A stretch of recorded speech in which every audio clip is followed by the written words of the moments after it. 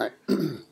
So, as I said, today we're going to start going through lecture note 3 and talking about the economic statement conversion process. So, in lecture note 3, this is an important graphic that you're going to see a lot this semester. And this is a graphical representation of the Modigliani-Miller valuation model. And the idea is that a company is worth its cash flows discounted to a present value, the future cash flows. And what we're going to do is we're going to break the cash flows into two buckets. What we're going to call the operating cash flows and the non-operating cash flows. Right? The operating cash flows are the cash flows that primarily come from customers. Selling the products and services is a normal course of business and the primary reason we buy into a company. Right? Those are going to be called the operating cash flows. But every now and then, companies have non-operating assets, which have some values. So, for example, Yahoo got lucky and bought a company called Alibaba.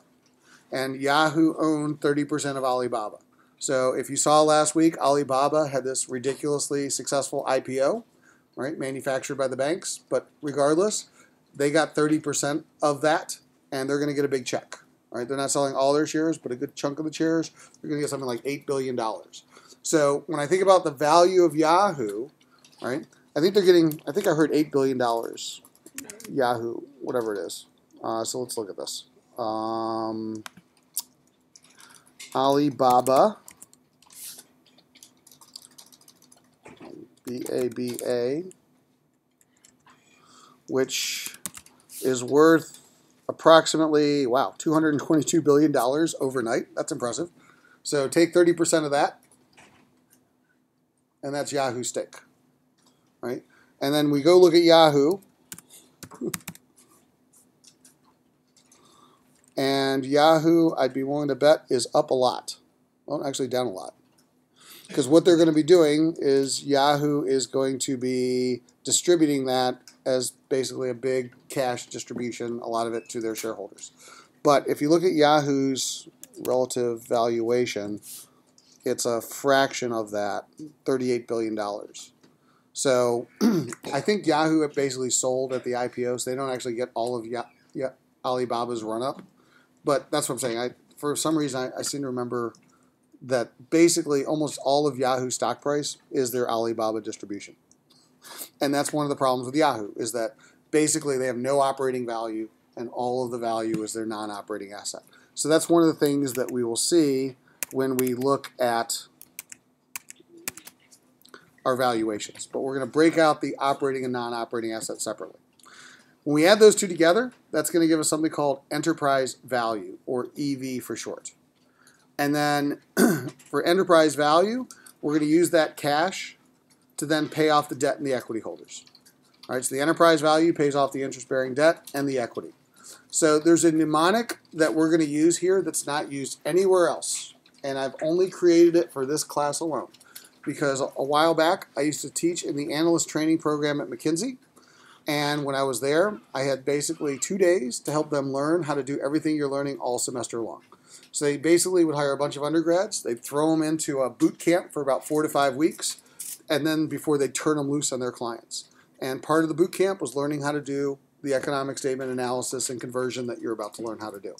And to quickly train a bunch of people, especially I had a bunch of liberal arts majors often, how to do financial stuff, I had to make it as simple as possible. And so one of the things I did is I came up with the mnemonic that we're going to give you here today. Even the firm McKinsey doesn't use this. This is Joe's mnemonic, right? But nonetheless, it should help you as we go through this process. So what we're going to do is each one of these boxes in the Modigliani-Miller format, we're going to label a 1, 2, 3, and 4. So if you start calling them 1, 2, 3, and 4 to everybody else, they're going to look at you like you're nuts. They're not going to know what you're talking about.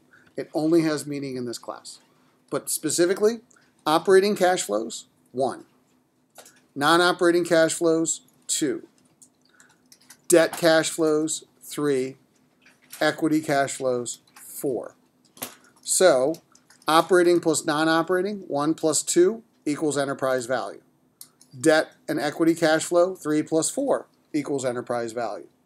Matter of fact, enterprise DCF, 1 plus 2 minus 3 equals 4. That's enterprise DCF.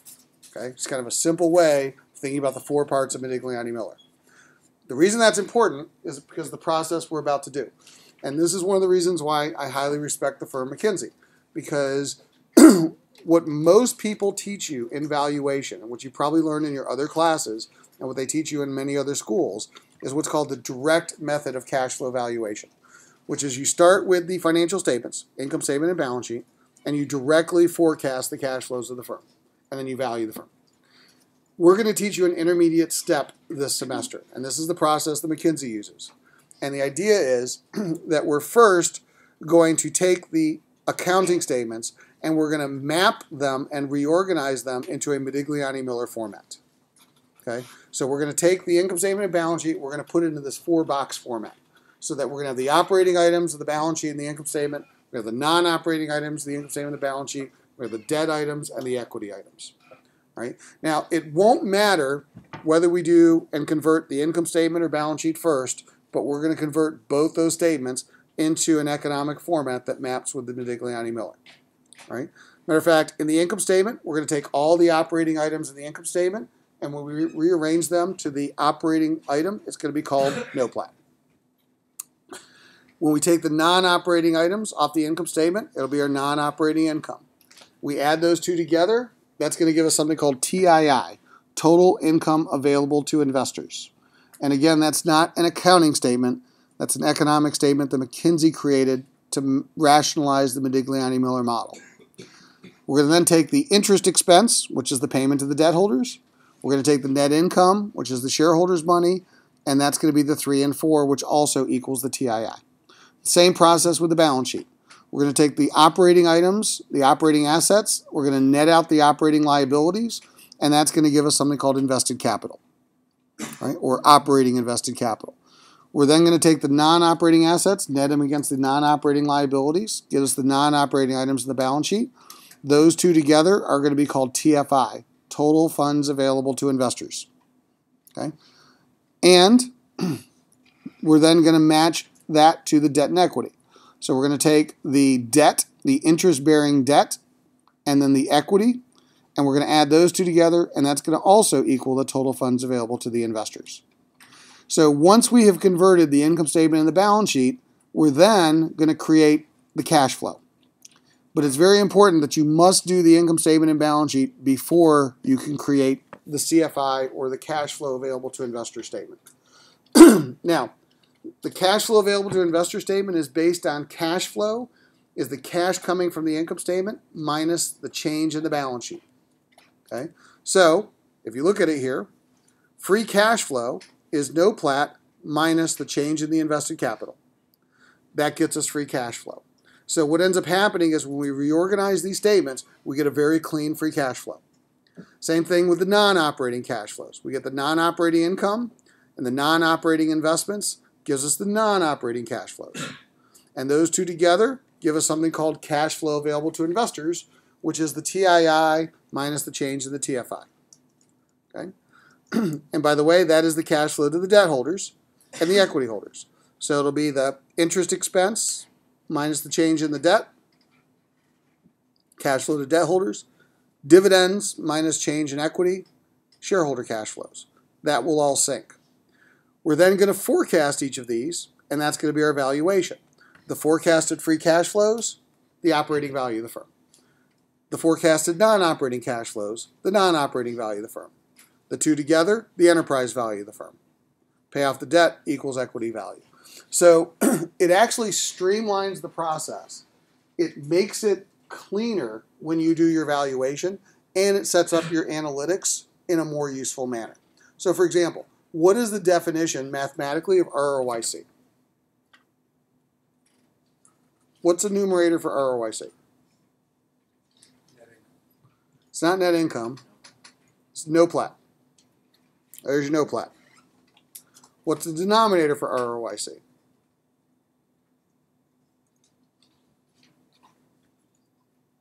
It's invested capital. No plat, invested capital. There's your ROIC formally created. So again, when we start getting into the analytics and the ratios, it will make it easier to set those up, and it'll be clear where the data is coming from. So as I said, you do a little bit of work up front that people don't normally do, but once you've done this, it makes your analysis far more powerful and far more insightful. And the other thing is it makes you less prone to mistakes. So what I mean by this is when most people forecast free cash flow, all they do is they forecast free cash flow. One of the things that you're going to initially hate is I'm going to make you balance these statements, which says that the cash the company generates has to equal the cash the company spends. So we're going to track both sides of these statements and we're going to balance it out. By balancing it out, you generally don't make mistakes. If you just calculate free cash flow and you stop, you could make a mistake and you have no idea that you made a mistake. So by balancing it out, you're less prone to mistakes. And if you work for an investment bank and you make a mistake in the financials they present to a client, they'll just fire you, right? And so it'll basically help you with your job security because you do not want to make mistakes, particularly make your partners look bad, right? Bad for the firm. So here's the other thing I want you to understand. Just conceptually, there's a difference between the ROICs that come out of these reformatted statements that McKinsey uses and the ROICs that the rest of the world uses. So if you even think back to the homework assignment you just did in Bloomberg on the healthcare industry, that ROIC is different than the ROIC I'm about to teach you. So Bloomberg, Cap IQ, Thomson Reuters, all the academics that you would have taken at Maryland, and most of the people on Wall Street use what I call the traditional definition of ROIC, which is NOPAT divided by, or they call it NOPAT, divided by invested capital. Except the way that invested capital is traditionally defined in the real world is interest-bearing debt plus equity. All right? So it's the return on the interest-bearing debt plus equity. Okay, that's the ROIC. All right? Now, by definition, a balance sheet has to balance, which means that that has to equal all of the assets minus the non-interest-bearing liabilities. Okay? So, think about Yahoo. If I'm trying to figure out how much money Yahoo has to spend to improve its search engine, then part of Yahoo's assets involve their investment in Alibaba, which has nothing to do with their original search engine investment. So if I'm looking at the return on Yahoo, then I'm basically saying every time that Yahoo expands, they have to buy another Alibaba. Well, that doesn't make any sense. If I think about Apple Computer, which just reported 10 million iPhones sold over the weekend, which is an impressive number. In fact, there was an analyst last week that said, I'm not going to be impressed unless it's 10 million. So obviously that analyst was probably impressed today. But nonetheless, 10 million iPhones. Apple's got something like $160, $170 billion worth of cash on their balance sheet. Does Apple need to spend another $160 billion raising $160 billion worth of cash just to sell the next 10 or 20 million iPhones? Obviously not. That wouldn't make any sense. But that's the problem with the traditional definition of ROIC. It assumes that you keep spending on the non-operating assets at the same rate as the operating assets when you grow your business. And so what we want to do is disconnect the two and forecast them separately. All right? And let me give you a real-world example of how this would apply. Dim the lights a little, it's easier to see. So using the same homework assignment template you did for HCA, I'm going to go to Bloomberg here. And if I look up HCA, and I go to RV, and I go to custom, and we go to the 443 spread, this was basically the spread that you had gotten for HCA. Right? And this was using the traditional definition of ROIC. Now, I'm going to do the same thing for a company called Molson Coors, ticker TAP. So let's say we have a company like Molson Coors. And Molson Coors, over the last 5 years, is the worst performing beer company in the world. So if you invested in Molson Coors, you lost money. It's the only beer company that you lost money in over the last 5 years. So Molson Coors obviously is not doing well. Everybody else is making money. Total return to shareholders. So why? Well, we go to same RV template that we have, and we look at their spread. And what we see is that Molson Coors has the lowest ROIC, and I'm just using U.S. companies here, but they basically have the lowest, or actually U.S. and international companies here. Molson Coors has the lowest ROIC of any of these beer companies. They also have a negative spread. So it makes sense that Molson Coors is not doing well because they have a negative spread. So what should be the message to Molson Coors? And think back to the key value drivers discussion we had 2 weeks ago. What do you do when you have a negative spread? Stop growing. So that's the message that people would give to Molson Coors. And disclaimer, I did some work for Molson Coors, and that's the message they asked me to give them. All right? But I didn't give them that message. And it surprised them. I actually said that you should grow your beer business. You shouldn't shrink it, even though you have a negative spread. And here's why. Because when I reorganized the ROICs using the same definition that we're about to do, and I looked at the operating ROICs, that I found that the operating ROIC of Molson Coors is 18%.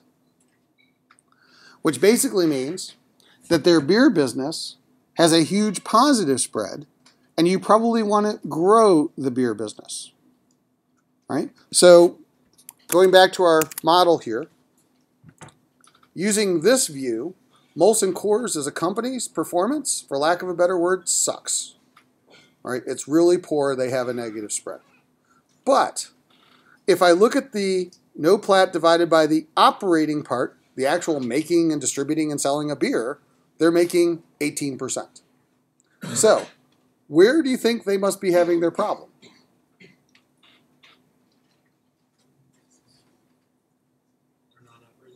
The non-operating assets. So Molson Coors has a joint venture with SAB-Miller. And that joint venture is performing horribly. And they've invested hundreds of millions of dollars into this joint venture. So the point about Molson Coors is that Molson Coors has a problem, but it's a different problem than you would think. And a naive investor, a naive financial person, a naive analyst would say, Molson Coors should stop growing. But the real answer is no. Molson Coors needs to grow because their beer business is good. The real problem that needs fixing at Molson Coors is this terribly performing joint venture with SAB-Miller. So fix the joint venture, don't fix the beer business. Because if you fix the beer business and you slow that down, Molson Coors will be worse off. So what I'm saying is that's excuse me, that's one of the challenges that we have with the traditional metrics that you were taught, is they don't give you that nuance. And by the way, that's why McKinsey is so well respected, because this is where McKinsey comes in and they'll say, no, no, no, we're going to break it into these two pieces, and they get you additional insight that you otherwise wouldn't have thought about. And they get really impressed by this. So again, this is the way we're going to learn how to think as we go through this semester. And the only way we do that is if we do this economic statement conversion. So back to this.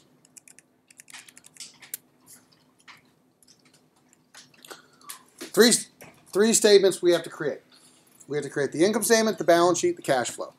As I said, it doesn't matter whether we start with the income statement or the balance sheet. We have to do both, and then we have to do the cash flow. So this is a page out of the book, and in the book they talked about the accounting balance sheet, the GAAP balance sheet, very simplistic one, and then they showed you the rearranged statement called TFI.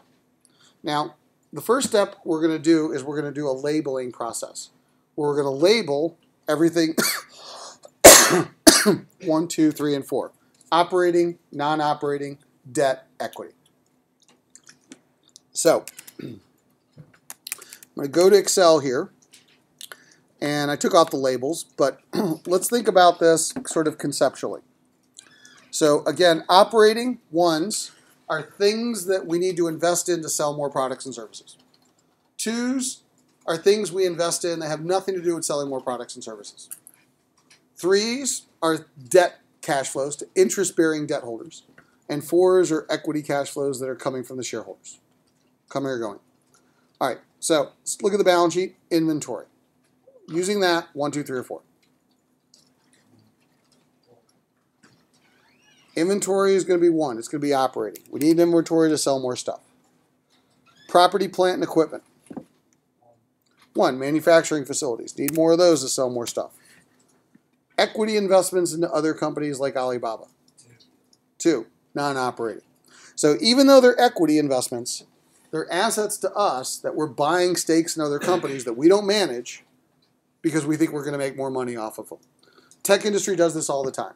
You'll see Google, you'll see Facebook buying up companies, right? But they'll also make strategic investments in other companies. So for example, a few years ago, Microsoft bought 1/15 of Facebook, right? So again, they'll partner with each other and they'll put in these equity stakes. So Microsoft makes money every time Facebook stock goes up. Has nothing to do with selling more copies of Windows or Office.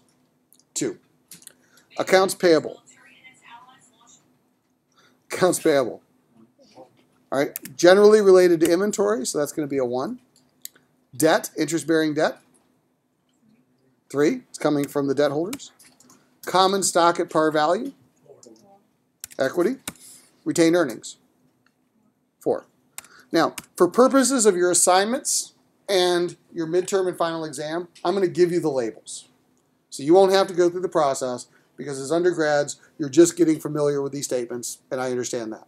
But it is helpful to use these labels because when we reorganize the statements, it will help you create crafted statements that balance much more easily. So here's what we're going to do. In Excel, what I'm going to recommend is when you generally get the assignments, I'm going to give you a tab that looks like this. And then I'm going to basically say, create these statements. So I'm going to recommend 1 statement per tab. So I'm going to create a new worksheet tab, and I'm going to call it TFI, since we're doing the balance sheet first. Make it a little bit bigger so it's easier to see. Now I'm going to copy and paste the years and the labels over, just so that it's easy to copy and paste across the worksheets. So year 1, year 2, and label. But now what I want to do is I want to put all my ones together. So I'm going to put all my operating assets first. So I go to the balance sheet, and I look for my operating assets, and I see inventory and property, plant, and equipment as operating assets. So I put those together. Then I'm going to net any liabilities, assets minus liabilities. So in this case, I look at my operating liabilities. I have 1. It's an accounts payable. Operating assets netted against operating liabilities is something which we're going to define as invested capital. Nuance is this is what's often called operating invested capital by McKinsey, but they'll drop the word operating and just call it invested capital. So that's why it's important to understand that you'll see ROIC in the book, and the ROIC in the book actually means something slightly different than the ROIC that you see in Bloomberg. Because Bloomberg doesn't do the return on the operating capital, it does the return on just the debt and the equity, where we are doing the return on the invested capital. So that is operating. And so specifically, if I were to go back to our Modigliani-Miller definition, it doesn't mean that the rest of the world is doing it right or wrong. It just means it's doing different, but you should know why it's doing something different. So really what the rest of the world is doing is a operating return on total funds available to investors. And this is the conceptual, in my opinion, mismatch, because they're doing a return on operating and non-operating items combined. It's an operating return on the non-operating, the operating items. And that doesn't make sense to me. That's why I'd want to separate it out. Now, before you go running to your next finance professor and telling them they're wrong, just understand that people are using conventions, and this happens to be the convention that they're using. And so one of the outcomes that you're going to have out of this class is that you might understand that people are taking shortcuts or using conventions, but at least you'll know why or what shortcut they're taking, right? Because we're doing it a little bit more formally in this class, right? But we also have to deal with the informal that's done in the real world. Now, what is invested capital? It's the assets minus the liabilities. So I add up the 2 assets, I subtract the liabilities, and I get my invested capital of $375 and $425. So that's what I'm basically spending to support the operations of the firm, cumulatively. I need to do the same thing for the non-operating items. So in this case, I look for any of my 2s. Well, the only 2 I have is an asset, equity investment. If I had an equity liability, a non-operating liability, I would have to then net that as well. I don't have one. So what I then do is I'll sum these 2 together, the 1s of the 2s, the invested capital plus my non-operating assets net of my non-operating liabilities, and that gets me something called TFI, or total funds invested. Okay. So very quickly, I have my balance sheet reorganized into what I have tied in operating and what I have tied up in non-operating. Well, I then had to say, going back to the statement, that has to balance where the money came from to fund that, the long-term debt and equity capital. So I look for all of my threes. Well, the only three I had was interest-bearing debt. Could be short or long-term. Fours, common stock and retained earnings.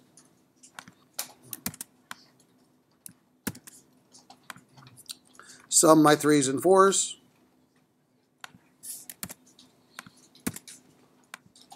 Match my ones and twos. This is what I mean by balancing statements. Every time you submit an answer in this class this semester, not only must you have the correct number, but you have to support it with a balancing statement. So, if this were your homework solution, and you guessed correctly that 450 was the right answer, I'm not going to give you credit. Because even though 450 was the correct answer, you had a 50-50 chance that you were right. Right? And in this class, it's not about having a 50-50 chance about being right. It's about knowing you're right. So at this point, I don't know if I'm right, so I can't possibly have a correct answer. So therefore, not only must I know it's 450, I must have a balancing statement. Now, this is where labeling helps you, right? Because think about it this way. If I have 3 ones, 3 operating items on my balance sheet, I need to have 3 ones accounted for on my TFI. So by putting all the ones together, I should have the same number of ones, the same number of twos, same number of threes, same number of fours that are on the original statement. And it will be more important when you have more complex statements that have 20 to 30 line items on them.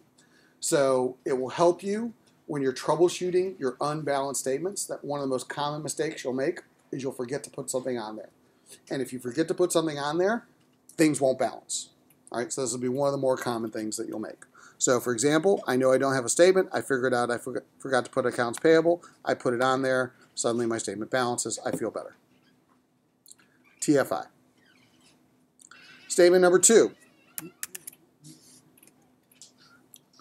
The rearranged income statement. Total income available to investors, in McKinsey speak, TII. So, on the left, I have the accounting balance sheet, the GAAP one, accounting income statement. On the right, I have the reformatted statement of total income available to investors. So what I'm going to do,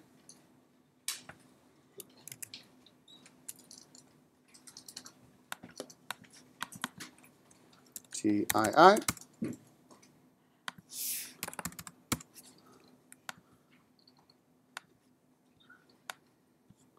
copy, paste. Let's get my years right. The same process as the balance sheet. So we'll start out with my labeling. Revenue. 1, 2, 3, or 4?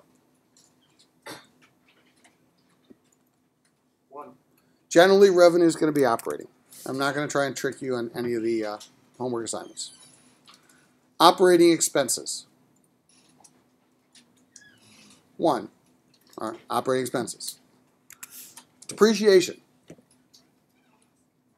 All right, it is a 1. Now here's the other way you can think about this. Where is depreciation coming from on the balance sheet? What account? It's coming from what asset account? Property, plant, and equipment. All right, so property, plant, and equipment was labeled operating on the balance sheet. Therefore, the impact on the income statement, the depreciation, must also be operating. So there has to be a sync between the income statement and the balance sheet items. So it should definitely be a 1. We net those out, we get something called operating income or operating profit.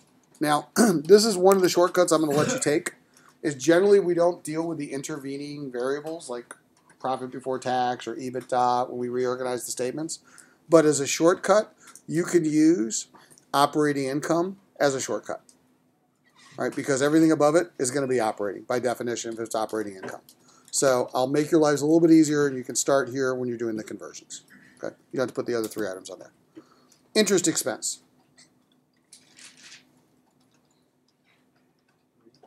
3. Where does interest expense come from on the balance sheet? Debt. The debt, which is also a 3. So this is the payment to those debt holders. Okay? Non-operating income. 2. Where does that come from on the balance sheet?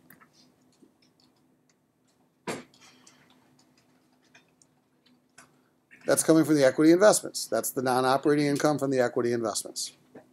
Taxes.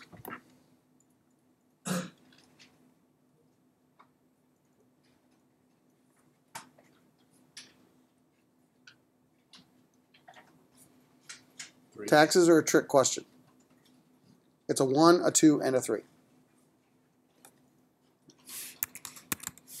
This is also a difference in a nuance that we're going to do this semester, which is most people lump all of the taxes as operating. However, what we're going to do is we're going to break out the taxes to each of the areas of Modigliani-Miller. So we're going to look at the impact of taxes on operating performance, we're going to look at the impact of taxes on non-operating income, and we're going to look at the impacts of the tax shields on the debt. Matter of fact, when you do APV valuations, then it actually makes your APV very easy to do a valuation on because you already have the tax shields broken out. Okay? Net income. 4. That's the money that the shareholders would get. Okay? All right, so we now have relabeled the income statement. So I go back to my TII, start out with the operating elements. The first of the operating elements is the operating income, also known as EBIT.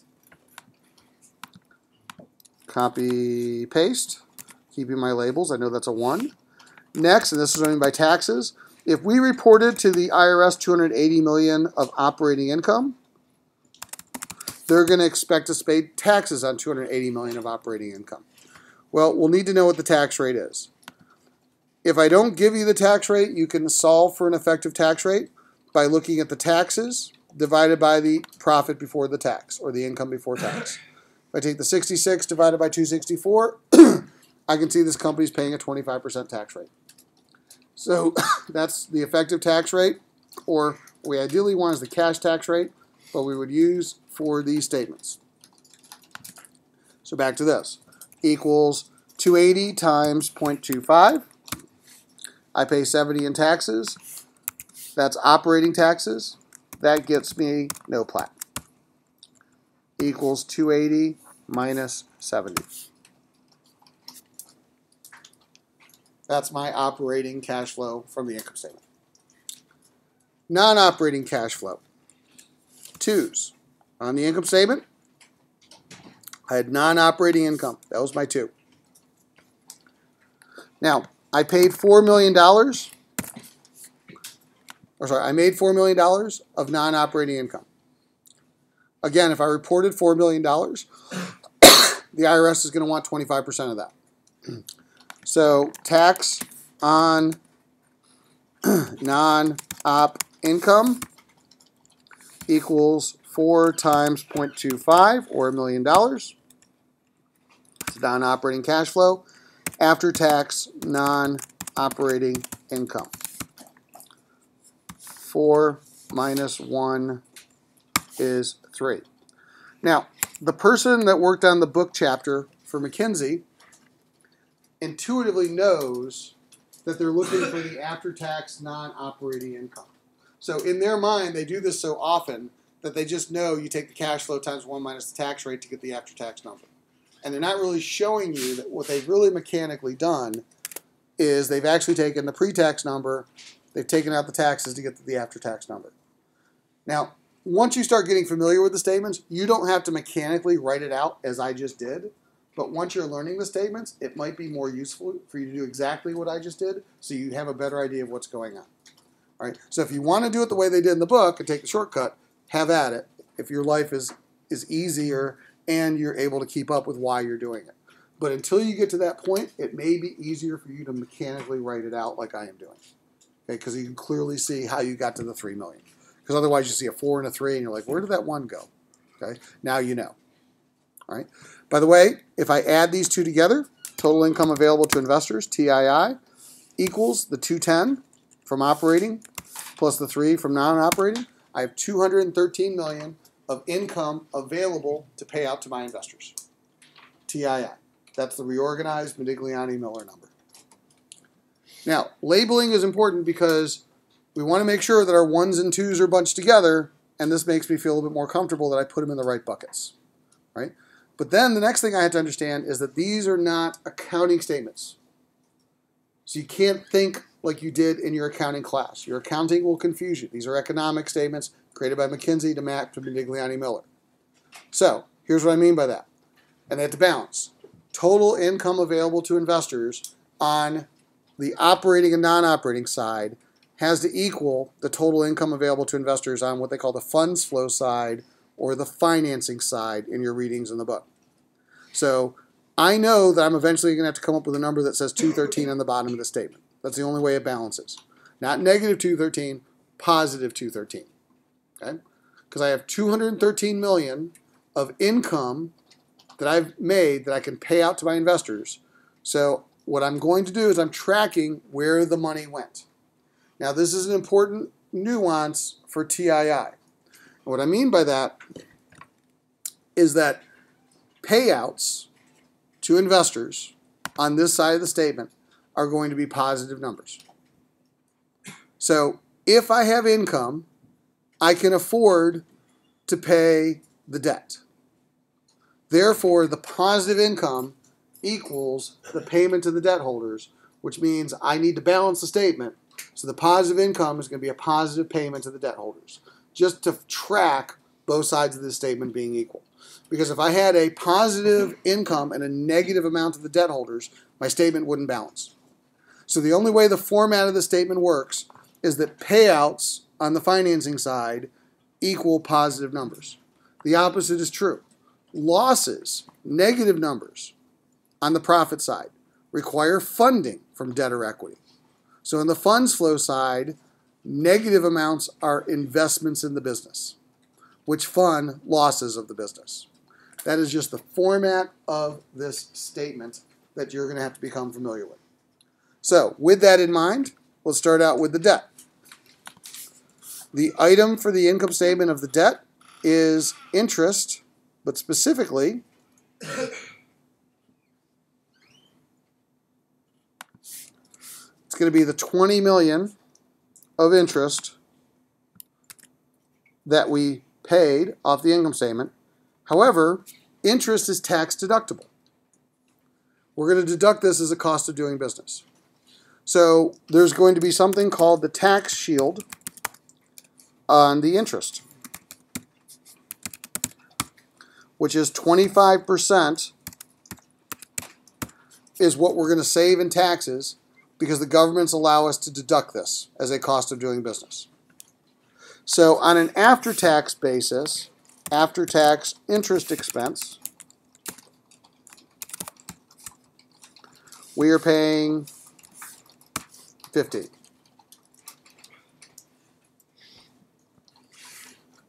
Okay. Now, I want to take a word about taxes. We still have to pay the same amount of taxes the company originally paid. How much tax did the company originally pay? I'm sorry? 20. No, it's not actually on the sheet, on the screen. 66. They paid $66 million in taxes, 66 in taxes. So even though we've reorganized the statement, we still have to have a balancing statement, which gets me back to the original numbers. So I still need 66 in taxes. So let's see if we get to 66 in taxes. On operating activities, how much taxes did we pay? 70. On non-operating activities, how much tax did we pay? What's 70 plus 1? 71. We had a $5 million tax shield. So we saved $5 million. What's 71 minus 5? 66. So we're still representing $66 million of tax. But notice what we're now doing is we're attributing the 66 to its areas. Because here's the thing. If this company had 0 debt, how much would it be paying in taxes? 71. So what we've done is we've quantified the cash flow value of the tax shield. When Warren Buffett and the Brazilians, what was the company he bought Tim Hortons and Burger King with? The hedge fund from Brazil, three something, whatever it was, 3G Capital, did the Tim Hortons Burger King deal. And remember the day that it was announced, Burger King went up by 20%? Because the cash flow modeling, they went in there and they said, oh, well, let's look at the impact of lower taxes equals more cash flows. And then they put some debt into the firm, which got some tax shields. And then they could value the tax shields and say, here's how much more cash flow they actually got from this. So very quickly, if I'm evaluating a company, I can look at the impact of a change in a tax structure. That's the APV model at work right here. And this is how you can actually do an APV because you've segregated the data appropriately. And I'm telling you that most people don't do this. Most people just lump the 66 into taxes and they attribute that to an operating taxes. But that's the point. If you sell more operations, you're actually not going to pay 66. If you don't change your capital structure, you're going to keep paying 71. Your taxes are going to start going up. So there's a benefit to the debt and the cap structure. And if you don't keep that cap structure going as you add more capital, then your tax policy could change over time. We can start forecasting those independently when we use this valuation approach. All right. We got the debt cash flows. Now we need the shareholder cash flows.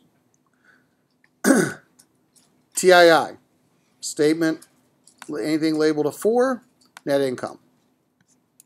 Positive or negative number on this statement?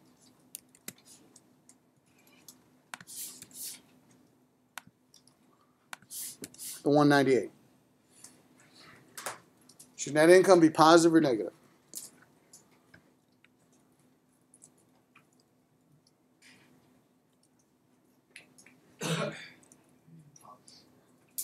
Positive, because that represents money that would go to the shareholders.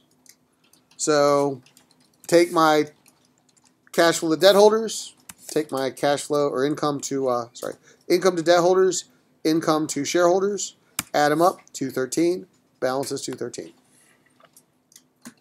1s, 2s, 3s, 4s. Questions? Yes? Why you don't treat interest as an expense? Why what? I'm sorry? Why we don't treat interest as expense? It's a good question. So the question is, I'm repeating it for the video, why don't we treat interest as expense? And the answer is because in Modigliani-Miller, interest is financing. So it's a return for the financing as opposed to cost of doing business. So what's happening here, if you go back to this model, is we are separating out the operating performance of the business from the financing of the business. So that's what I'm saying. I could have two companies have identical performance, one debt, one no debt, or one no debt, one has a lot of debt, and they're going to look different. But it doesn't mean one's a better business because if they have identical operating cash flows, it just meant that I had a different capital structure choice on how I finance them. So by splitting out the interest expense as a return to the debt holder, then it allows me to separate out the operating performance from the debt performance of the business. So that capital structure is really just a choice. It's not necessarily a cost of doing business. Now the IRS allows me to treat it in the US as a cost of doing business, hence the tax shield. So I get a benefit of the tax shield, which I'm not losing in my model, which is why we use the after-tax interest expense. But I'm getting a subsidy on the debt. I'm not really getting a subsidy on my operations, because if I didn't have debt, I'd actually pay more in taxes. So by splitting the statement out into these formats, it gives us more of that level of insight that we otherwise wouldn't have if we just left it lumped all together. Great question. Other questions? By the way, these are the types of questions that are going to be on part 2 of your midterm. Just so you know, in case you wondered the difference between part 1 and part 2. Like, do you actually understand what you're doing as opposed to mechanically do it? So part 1 of the midterm, which is coming up in a couple weeks, is can you actually convert the statements? Part 2 is do you actually understand what you converted and why you're doing it? So keep asking these questions. All right, statement number 3, CFI. cash flow available to investors. You must convert these first two statements. Doesn't matter which order you do it, but they both have to be converted before you can do statement number 3, which is the CFI, cash flow available to investors. All right? And again, what cash flow available to investors is really going to represent is cash flow is the cash coming from the income statement minus the cash reinvested in the balance sheet, or more specifically, the change in the balance sheet. So cash flow is income minus change in balance sheet. We're going to apply that process 4 times to this statement. So for free cash flow, no plat minus change in invested capital. For non-operating cash flow, non-operating income minus change in non-operating assets and liabilities. For debt cash flow, interest expense minus change in debt. For equity cash flow, dividends minus change in equity. All right? So it's basically income statement impacts minus balance sheet change impacts 4 times. To get a change in balance sheet, you need 2 balance sheets. So we have 1 income statement in the book. We have 2 balance sheets. How many years of cash flow can we do?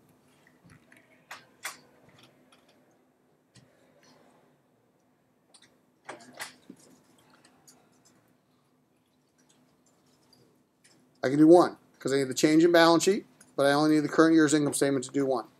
If I give you 5 years of income statements and 5 years of balance sheets, how many cash flows can you do? 4.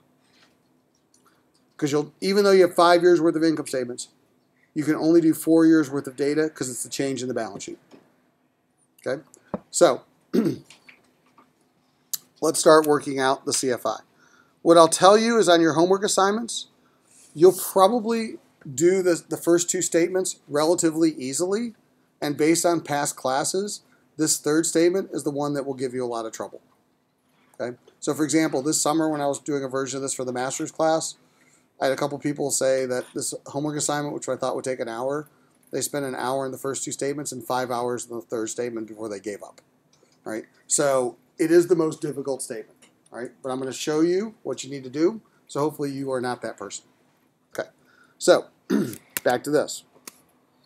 CFI, create a new tab. CFI, cash flow available to investors.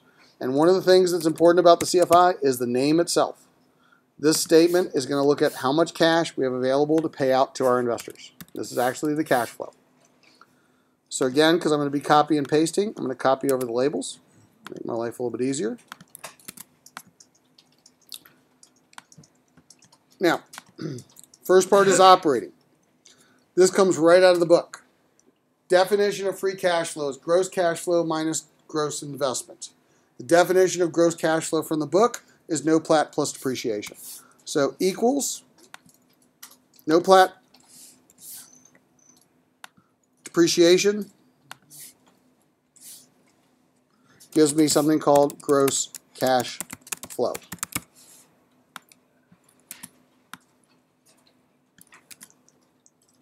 So equals no plat plus depreciation, and there's my gross cash flow. Now, one other nuance here is that on the page out of the book where they showed us on the left-hand side what they call the GAAP cash flow statement or the accounting cash flow statement, and on the right-hand side, the CFI, it's a little bit of a trickery because on the previous 2 statements, if I take the balance sheet and I reorganize it, I get this statement of invested capital TFI. If I take the income statement and I reorganize it, I get the statement of no plat TII. If I take the GAAP cash flow statement and I reorganize it, I cannot get the CFI. So this is a little misleading. You cannot get the statement on the right from the statement on the left. Just not going to work out. So the only way you get the statement on the right is you have to do those first 2 economic statements and use those first 2 economic statements to create the 3rd.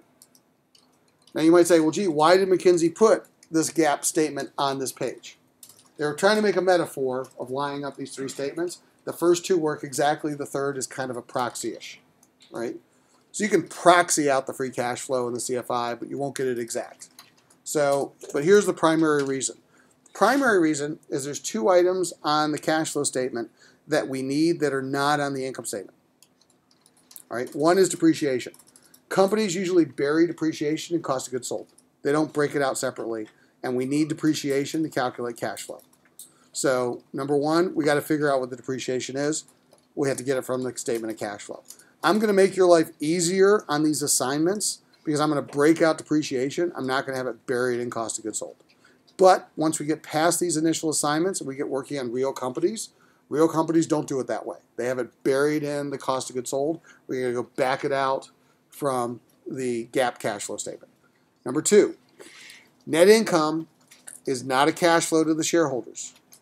So when we get to the income statement, we're reconciling on the TII the amount of money that's going to the shareholder. That's the net income. But why is net income not the money that goes to the shareholders? What's the amount of money going to the shareholders actually called? Dividends. Dividends are not in the income statement. That's the other reason why we need the statement of cash flow, because the statement of cash flow gives us the cash dividends to the shareholders.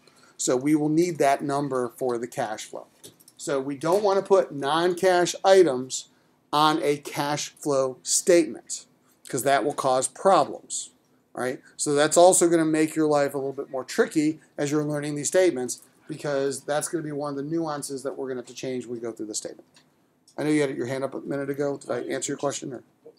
Can you repeat what NOPLAT is? NOPLAT is the net operating profit less adjusted taxes. That's what McKinsey calls NOPAT, the net operating profit after tax. Okay.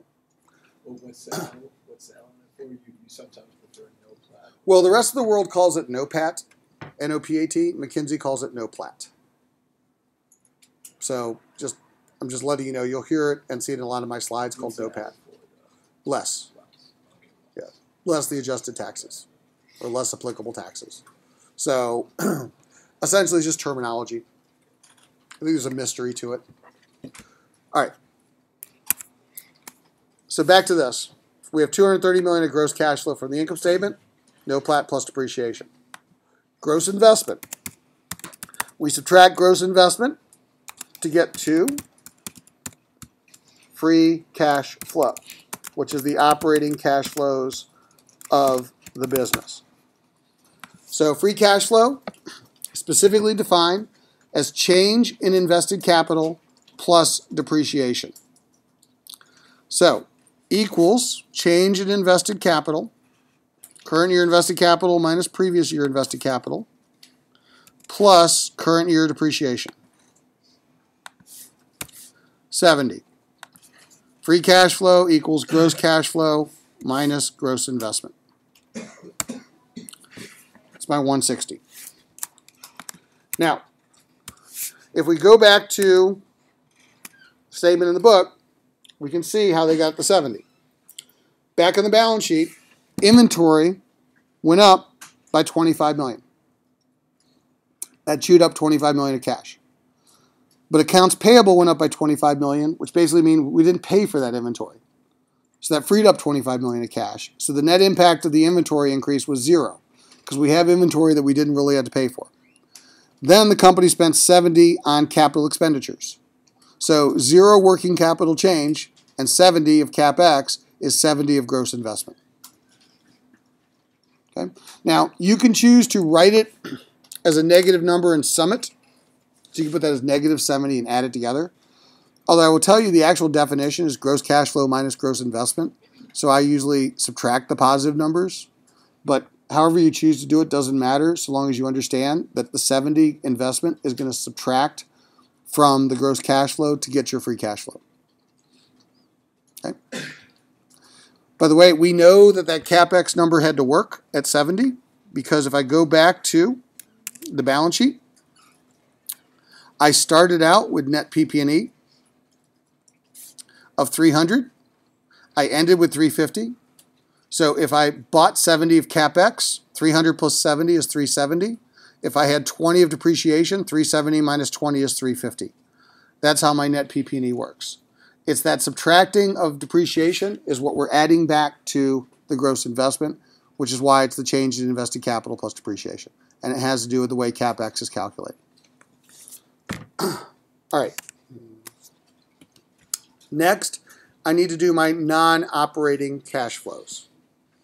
So from the first non-operating cash flow, off the income statement, TII. After-tax non-operating income. $3 million. Then I need to look at the change in equity investments, which is the change in my twos on my balance sheet. So in this case, my equity investments went from 15 to 25. They went up by 10. So what I'm now trying to do is I'm trying to solve for what's called cash flow available to investors. There is no straightforward answer to figuring out cash flow available to investors, except that you have to use common sense. And what I mean by that is that you have to think about, I'm trying to get to cash flow available to investors. This is the cash that I have available to pay out. So when I start thinking about the correct signs, positive or negative, on the statement, I have to think back to what I'm trying to solve for. So, free cash flow. If I have $160 million of free cash flow, does that add to the cash that I can pay out to my investors or take away from the cash that I can pay out to my investors? It adds. So that's a positive number. If I make $3 million of after-tax profits from spending money investing in Alibaba, does that add to the money I can pay out to my investors or does that take away? It adds. If I spend $10 million buying shares in Facebook, does that add or subtract from the cash that I can pay out to my investors? Subtracts. So I'd have to subtract that increase in my equity investments. So I have a choice. I can either, like accounts payable on the previous statement, add the first two and subtract the third, or, as McKinsey did it, I could flip the sign and use at sum to be lazy. However you choose to think about it doesn't matter so long as you understand what's happening with the cash flows and you consistently do it throughout your worksheet so that you get an answer that says I have CFI of 153. This is why people spend 5 hours in the statement, because they don't understand the signs. And they'll start just literally just changing signs left and right until they get their statement to balance. And some of you, that will work. And others of you, it'll be an exercise in frustration. Because even if you get it to work, you'll have no idea why. So what I'm telling you is behind everything that's going on here, it's how much cash do we generate that can be paid to the investor. Okay, that's CFI. Then we want to look at the cash that's going to the investors. So I start out with the threes. Well, off the TII, that was the interest expense after tax.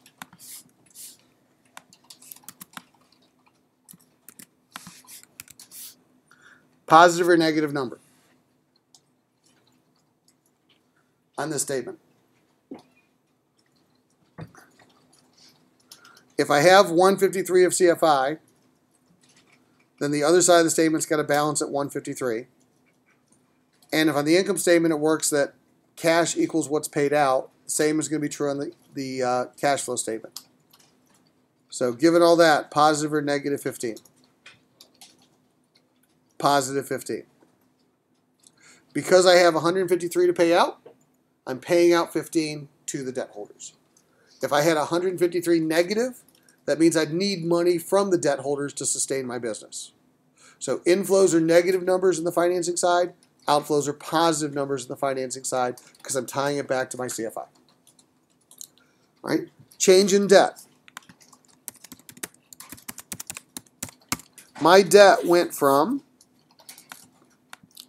225 to 200. I reduced my debt by 25 million. On the CFI statement, positive or negative number? Should be negative 25 or positive 25? Should actually be positive. And that's what I said. This is where you have to ignore what you previously learned in accounting classes because these are not accounting statements.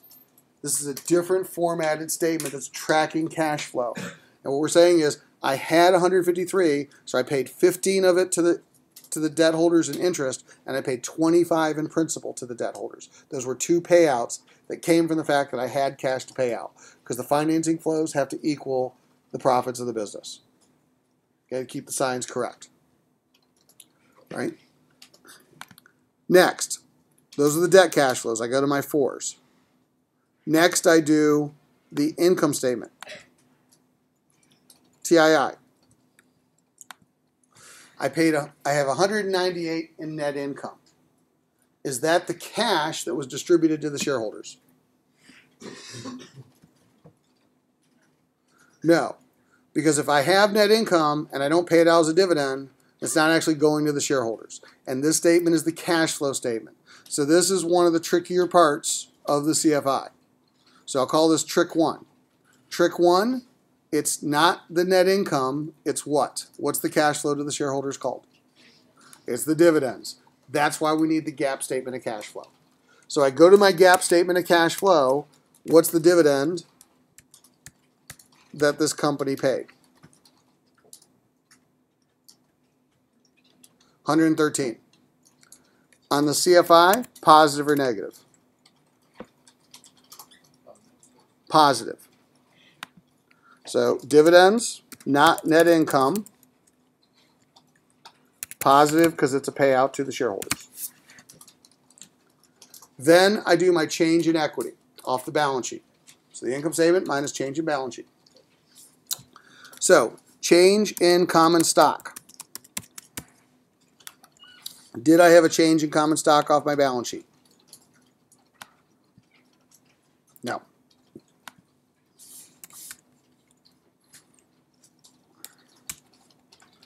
Change in retained earnings.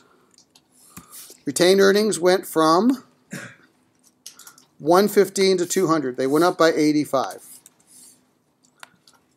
Positive or negative?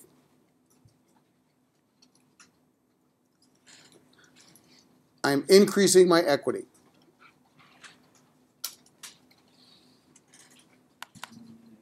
That's a negative number. It's an inflow.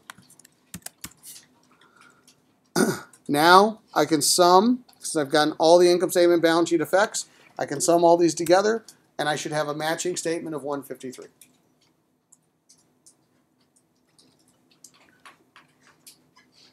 Does my statement balance? No. I made a mistake. What mistake did I make?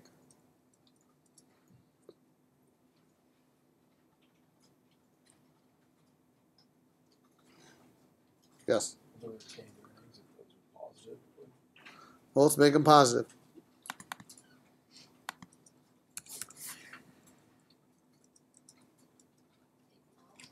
Take them out.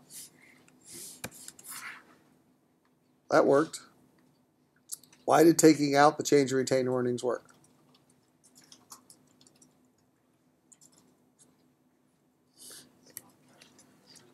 I'm sorry? It's not a cash flow to the investors.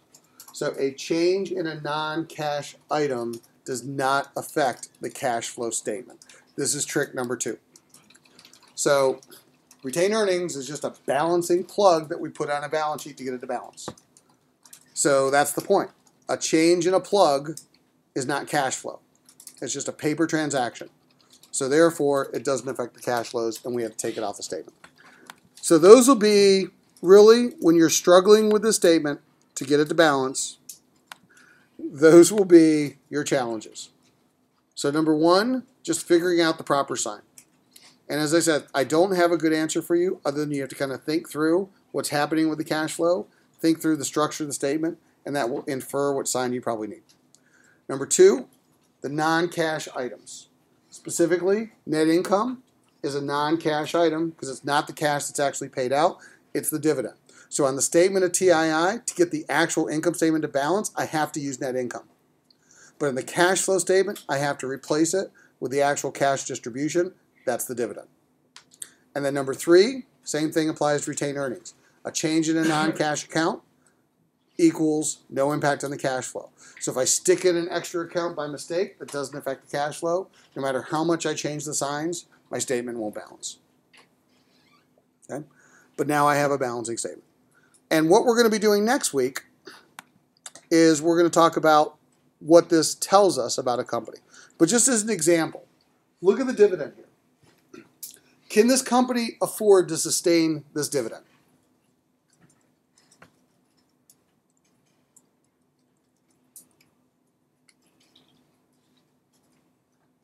Yes or no?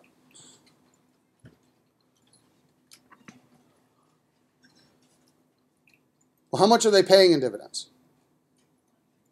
113. How much cash do they have available to pay that dividend? 153. So can they pay the dividend? Yes. So company announces a dividend. Great. I know they can sustain it. What if this were the number?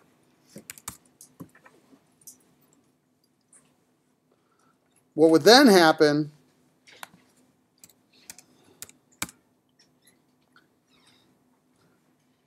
is this dividend sustainable? How are they affording to pay the dividend? They're issuing debt. See, here's the thing. Company issues a dividend or buy back stock. Are they actually returning cash because they've made profits? Or are they returning cash because they've changed their capital structure and they're using debt to basically pay the dividend? One is more sustainable than another. That's an important insight if I'm trying to value a company that's paying a dividend into the future. So that's what I'm telling you. When you start putting statements into this format, it gives you far more insight as to what's going on with the company than may first appear. And that's what we're going to get to over the next several weeks when we start getting the analytics once we convert the statement. So the bear is figuring out how to convert the statements. I know you're going to struggle with it. So here's the game plan. Let me undo this. I'm going to post this spreadsheet along with the video so you'll have this as a reference. In addition, there is a practice conversion here with a practice solution. All right, that's posted here on Canvas in the file section. But what's going to then happen is on Wednesday, I'm going to post a homework graded one where you're going to have to convert one by next Monday. Okay? So that's your homework assignment for this week. And then remember, on Wednesday, in addition, you're going to have a Bloomberg Lab assignment, which will be completely different than the economic statement conversion. And that will be something you'll do in class on Wednesday. So there'll be 2 graded assignments this week. One in class, one is homework. Okay? Questions? Okay, thank you very much.